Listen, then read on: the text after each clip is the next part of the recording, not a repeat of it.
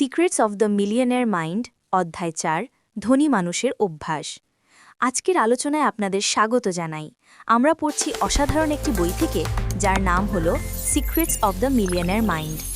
আজকের আলোচ্য অংশ হল চতুর্থ অধ্যায়।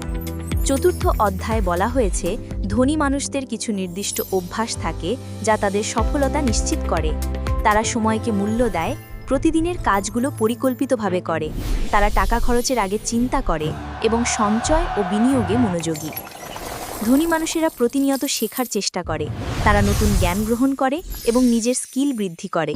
তারা সমস্যা দেখার বদলে সমাধান খোঁজে এবং সুযোগগুলো কাজে লাগায়। অন্যদিকে গরিব মানসিকতার মানুষ সময় অপচয় করে, পরিকল্পনা করে না এবং টাকার প্রতি সচেতন নয়। তারা সমস্যার দিকে বেশি মনোযোগ দেয়, সুযোগ নয়। আজকের প্রশ্ন, তুমি কি তোমার দৈনন্দিন অভ্যাসগুলো ধনী মানুষের মতো গড়ে তুলছো, নাকি এখনও অযত্ন এবং পরিকল্পনাবিহীন থাকছো?